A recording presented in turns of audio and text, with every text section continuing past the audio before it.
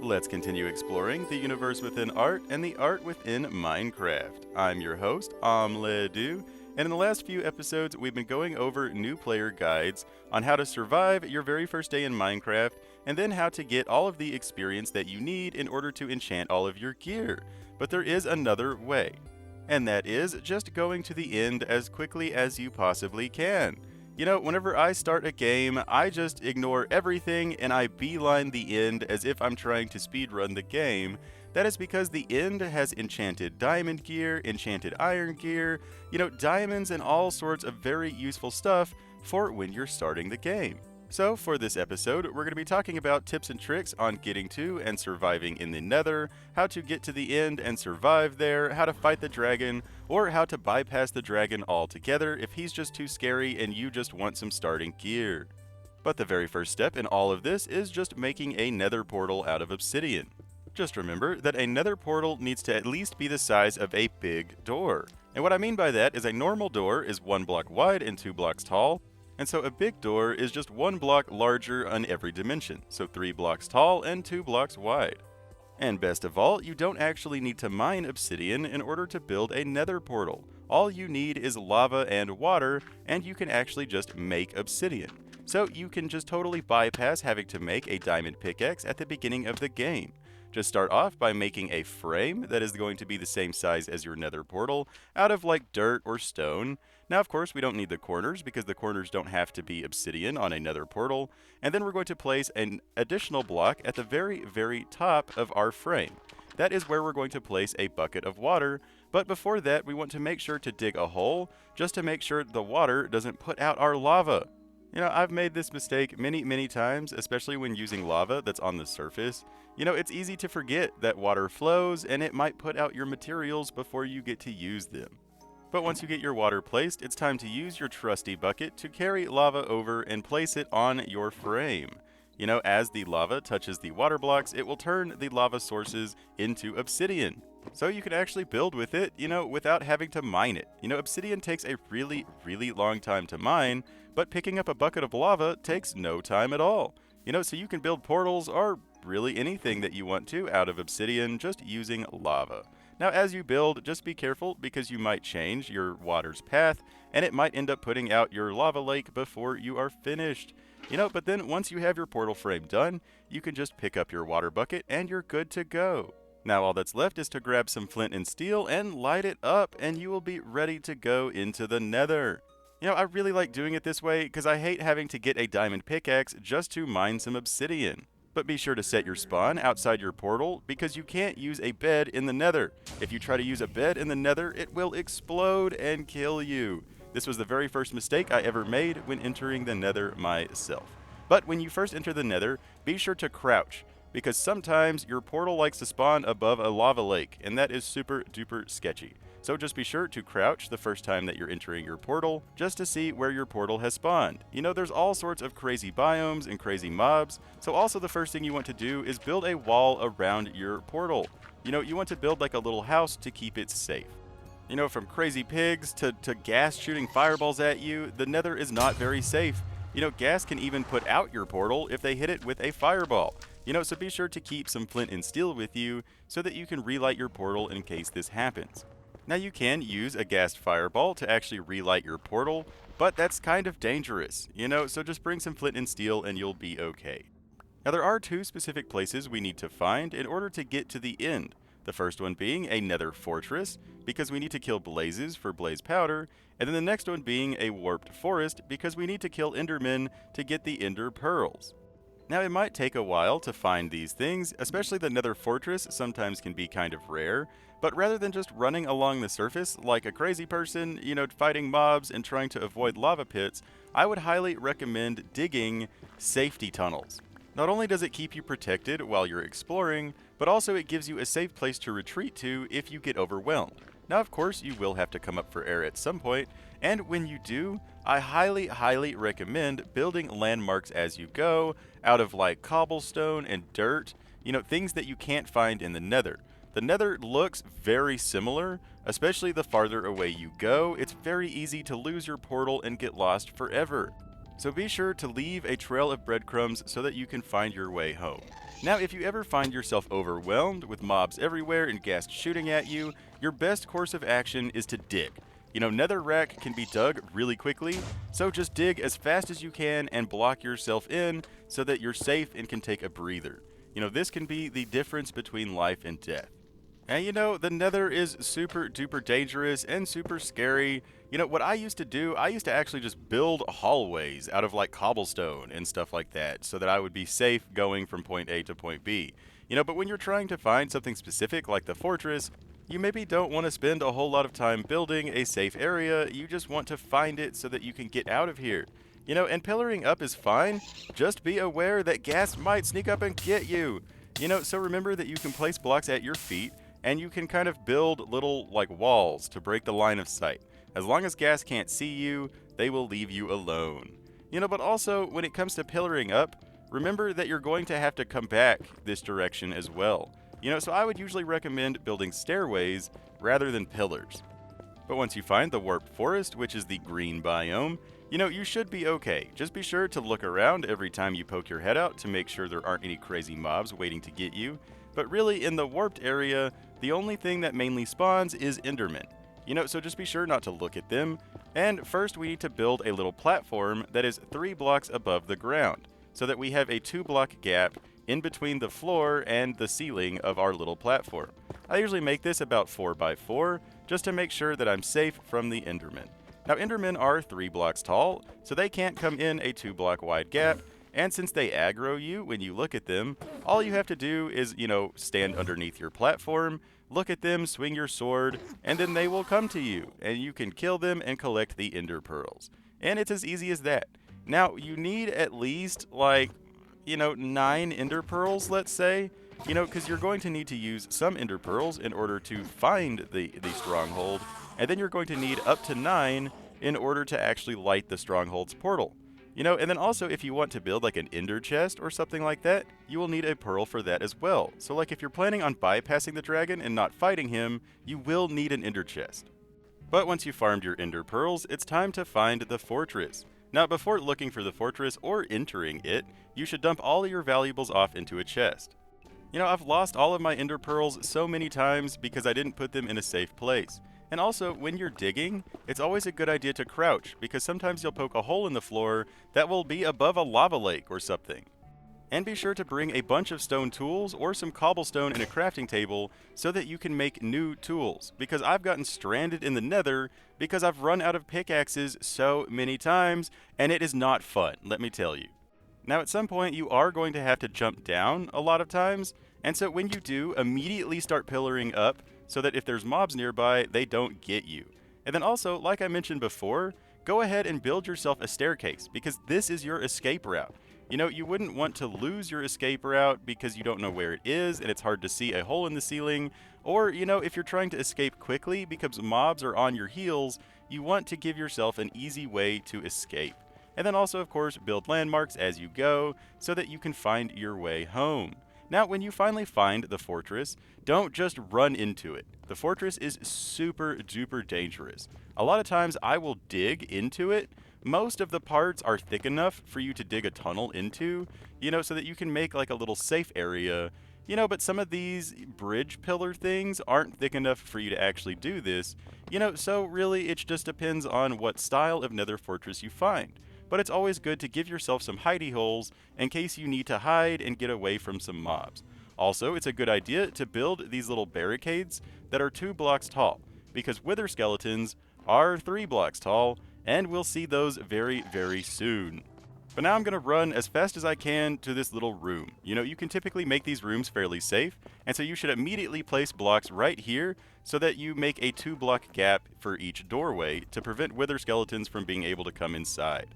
Wither skeletons are by far the most dangerous mob here. And there's our first one right there. But see, they are 3 blocks tall and cannot go through 2-block gaps. So if you make these little 2-block gap doorway things, they won't be able to get you. But the blazes will, but they're who we're actually trying to farm, so it's okay if they come inside. Now also, they will shoot fireballs at you, so you have to be a little careful about the fireballs. So a lot of times what I'll do is kind of make a doorway of sorts, on one of the sides, so that they have to come through the doorway in order to get me. That way they can't just sit back and shoot fireballs at me. They have to come to me, which gives me a safe opportunity to kill them. Now this will take some time, but luckily blaze rods are pretty easy to get, and blazes are pretty easy to kill. Just don't let them, catch you on fire, and try not to let them touch you either. They will give you a nasty belly bump that will deal a lot of damage. The fireballs don't hurt too much, but if they touch you, they deal a good amount of melee damage. And luckily, we only need half as many blaze rods as we collected ender pearls. So if you collected 10 ender pearls, you will only need 5 blaze rods. So, you won't have to spend too much time in the fortress killing blazes in order to get enough rods to actually make your eyes of ender. And since blazes can fly, just be careful because sometimes they like to sneak up on you through the ceiling. But once you have your blaze rods and your ender pearls, it's time to get out of this place. One thing to note though is that potions of fire resistance can be, the life or death end all be all in your nether exploration. You can get these from catching witches on fire and then killing them, or by crafting them as a potion. But, if you drink a potion of fire resistance, you will be able to swim in lava. Potions of fire resistance will make you completely immune to lava damage. Now when you're wading through lava, you're going to be very, very slow, but you can do it. It's always nice to keep a potion of fire resistance on hand, just in case you fall into lava. And you can press Z on a keyboard to see how long you have left on the potion. Now, if you're having a really hard time finding a fortress, you just cannot find one, there are 2 ways that you can kind of cheat a little bit in order to find one. One of them is if you have commands activated, you can type in /locate structure fortress, and this will tell you where the closest fortress is. But of course, you have to have commands activated in order to use this feature. Now, if you don't have commands activated, you can head over to chunkbase.com and type in your world seed, and it will show you where all of the fortresses are. You can get your world seed off of the main menu. If you click on your world's settings, it will tell you the seed. And I will drop a link for Chunkbase in the video description if you're not sure how to spell it. But once you've made it back safe and sound with your blaze rods and your ender pearls, it's time to make some eyes of ender. Simply turn your blaze rods into blaze powder and then merge that with your ender pearls to make ender eyes. Now this is also how you make an ender chest, an ender eye plus obsidian. But you also need the ender eyes to find the stronghold and to light the end portal. And now you are ready to find the stronghold. Now again, you can use the same methods for finding a stronghold as I mentioned before for the fortress. You can either type in /locate, structure, and then stronghold. And if you have commands activated, this will tell you where the nearest stronghold is. Or if you don't have commands activated, chunkbase.com is an absolutely invaluable resource in order to get a better understanding of your world. Simply type in your world seed, and it will tell you where all of the strongholds are, and all of the other stuff for that matter. Chunkbase.com is a great resource. Now you could also just throw an Eye of Ender up into the air, and it will float in the direction of the closest stronghold, and then drop on the ground. So just throw an Eye of Ender, and then just start running in that direction. Odds are you're going to have to run a really, really long way, so don't spam throw the Eyes of Ender, just throw one, and then go about 500 to 1,000 blocks, and then throw another one. Now, if you run across a village that the Eyes of Ender are leading you to, that is a really good sign. Most strongholds spawn underneath a village for some reason. So if the Eye of Ender is leading you to a village, odds are that the stronghold is going to be underneath that village. So go to the other side of the village, throw another eye, and see if it keeps going or if it points you back toward the village. If it points you back toward the village, you now know where the stronghold is. It is underneath this place right here. And be aware that Eyes of Ender can break. Whenever you throw them, there's always a chance that they just spontaneously combust. So that's also why you don't want to just spam throw the Eyes of Ender, because you wouldn't want to have to go back and get ender pearls and blaze rods to make more. So just throw one and then run a really, really long way and then throw another one to see if it changed direction. But once you finally pinpoint where the Eyes of Ender are leading you, it's time to dig. Dig down until you find the stronghold. Luckily strongholds are pretty big, so they're fairly easy to run into, but also because they're fairly big, they're kind of easy to get lost in, and so it can be hard to find the end portal. So what I would recommend is as you're exploring, if you come across a dead end, mark it as a dead end. Just place a block in the doorway of a dead end so that you know that you explored that direction and there's nothing left. And also leave some blocks in the floor so that you know which direction is your exit. You know, it's always nice to leave yourself some breadcrumbs so that you can follow it to find your way home. So just keep exploring and keep marking your dead ends and keep marking your way home, and eventually you will find all of the loot and come across the end portal. Now, when you finally do find the end portal, there's always a silverfish spawner, so be a little careful. These guys aren't that dangerous, but sometimes they can be a little overwhelming. I'm not sure if light will actually prevent their spawning or not. I always throw some torches on there, but I don't think that this actually helps. I think they spawn regardless. So you can just break this spawner. Silverfish are not useful. They don't drop anything, so breaking this spawner really isn't that big of a deal. And then we have a little bit of lava to deal with, so seal it up so it's a little safer, and then you're ready to place in your Eyes of Ender. So you need to fill in every single one of these portal frames with an Eye of Ender for it to activate. And they can spawn with, up to 7 eyes or something like that. So I got really unlucky with this one, not having a single eye pre-generated. But sometimes you'll find one where you only need like 3 eyes to light the portal. And if you don't have enough eyes, you could always use the lava that's under the portal in order to make another portal. But once you have enough and you've filled in every single portal frame with Eyes of Ender, it will activate the portal, and now you're ready to go meet the dragon. But before you do, there are a few things that you need to bring with you. Now this really depends on whether you're planning on fighting him or running past him. If you're planning on fighting him, you're going to need like a bow and arrow, some swords, and a bunch of water buckets. The more water buckets you bring, the easier it will be. And some building blocks, of course. Now, beds don't work in the end either. They will explode, just like in the Nether. But if you're planning on bypassing the dragon, you're going to need to bring some wood and a crafting table, a bunch of stone pickaxes and cobblestone so that you can make more, and then you will need at least 1,000 blocks or 1,000 slabs. I recommend leaves and slabs because they're easy to get and they're spawn proof. But whenever you're ready, before you jump into the portal, be sure to place down a bed and set your spawn. Odds are you're probably going to die, and so it's nice to just respawn right outside of the end portal so you can jump in and try again. Now when you spawn in, be careful because sometimes this platform is sitting over the void, so just be cautious the first time you come here to see where the spawning platform is. But you'll be greeted by an army of endermen who want you to stare at the ground, as well as a dragon who's being healed by these end crystals. But before we can deal with the dragon, we need to do something about these endermen, because odds are, no matter how hard you try not to, you're going to look at them, and then being chased by an enderman, just desperately trying to build away from him, it's just not very fun. It's so hard and so scary, being chased by endermen. So what you want to do is build you some safety platforms right as you get here.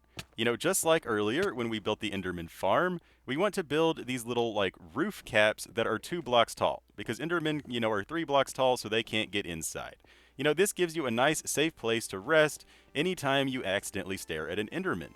But once you have that ready, now it's time to start destroying the end crystals. You can't just start fighting the dragon or he will heal any damage that you deal him. You have to actually destroy these end crystals first. But some of them are going to be very hard for you to shoot, so pillaring up is always nice to give you a different perspective. Just be careful because end crystals will explode, so you can't break the one that you pillar up to, and also the dragon is going to try to knock you off. So be very, very careful when it comes to pillaring to other areas or things like that. Now also, the ones with cages are going to be very, very hard to shoot without actually breaking the cage. But again, be very careful when you're bridging or when you're pillaring because the dragon will knock you off. And that's where water buckets come in handy. Water buckets are going to be your lifeline when fighting the dragon. Not just because of the MLG jump, but also you can just set this around the pillars so that when you fall, you can land on water. So if you bring a bunch of water buckets, you can use them to climb, you can use them as like safety platforms, you can even use them to make Endermen go away because Endermen don't like water. So bringing a bunch of water buckets will really help you out in the long run. You can even make an infinite water source right as you get here so that you can just spam water all over the place. You know, again, this keeps Endermen from leaving you alone, it gives you safe places to land, it will make everything easier from breaking these cages, you know, to just getting different perspectives so that you can actually shoot some of the end crystals.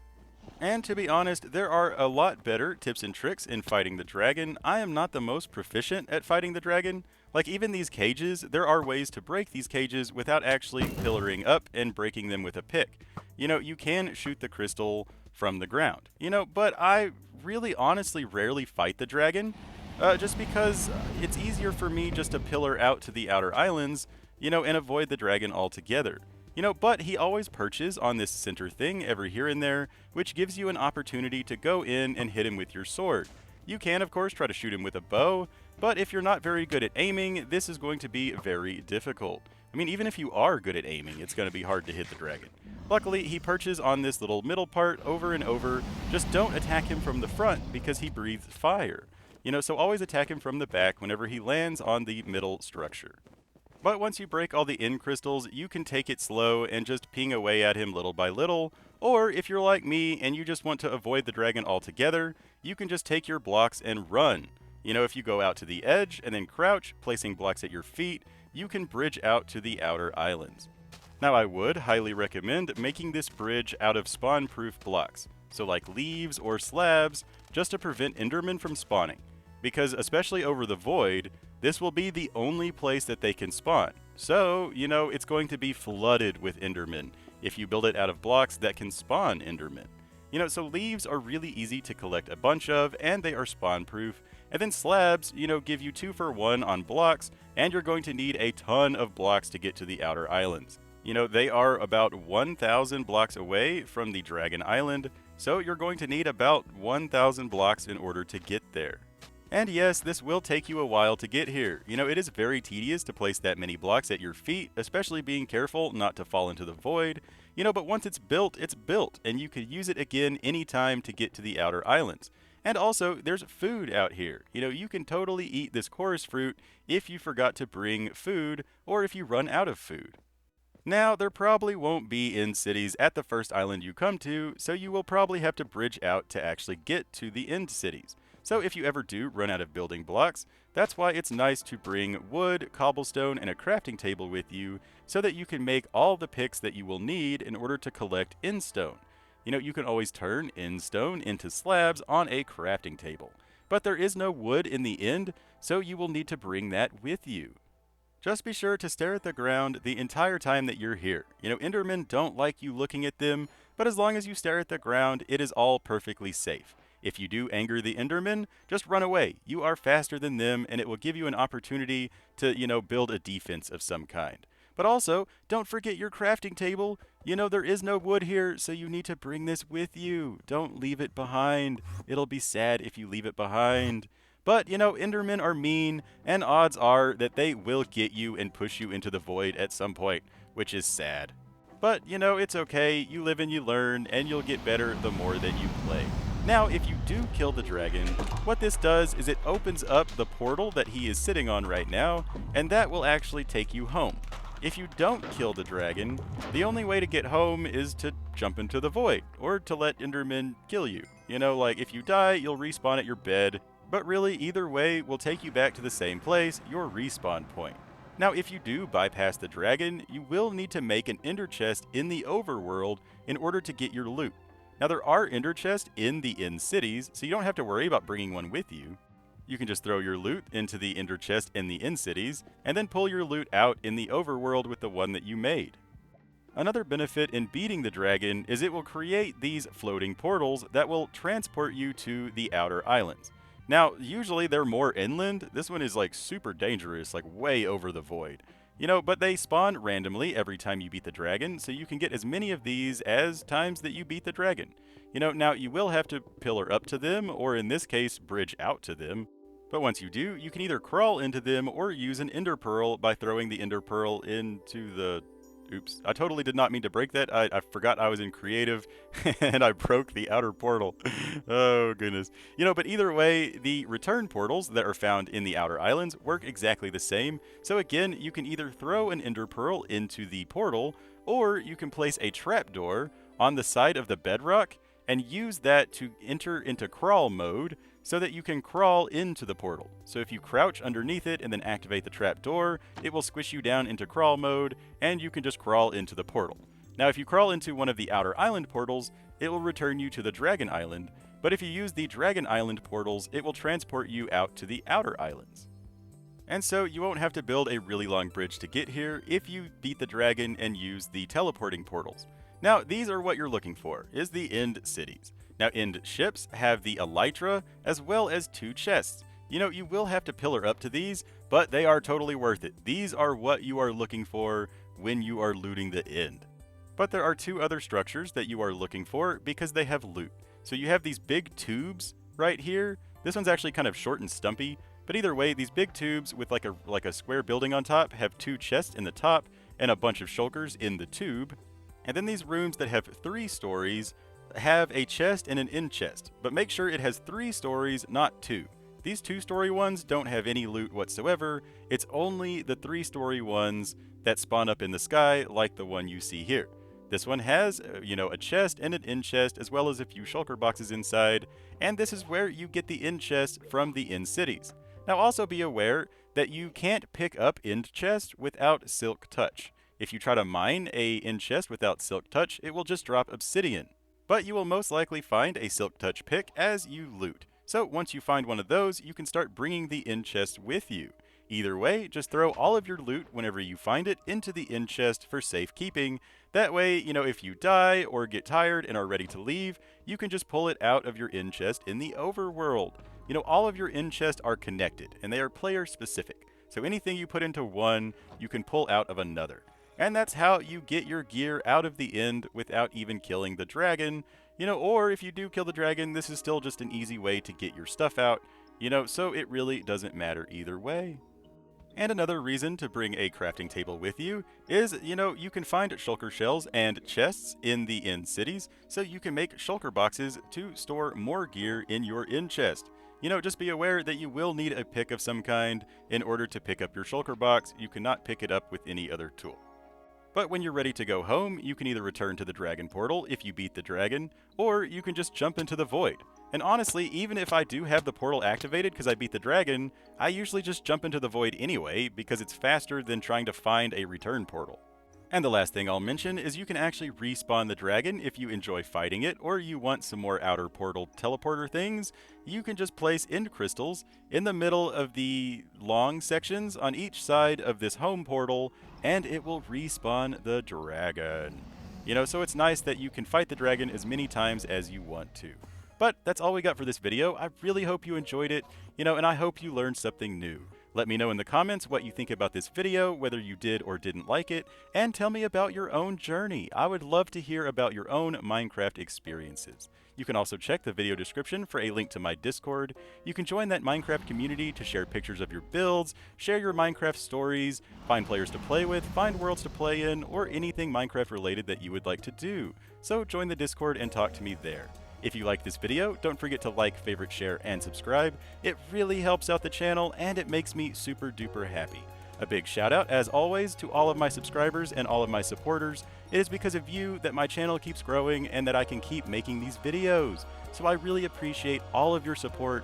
This is all for you. If you have any requests, let me know. I will do anything I can in order to help. But that's all we got for this episode, so until next time, I've been your host, OmLedu, hopefully teaching you a Minecraft trick or two, and reminding you, as always, don't forget to have fun. Bye-bye.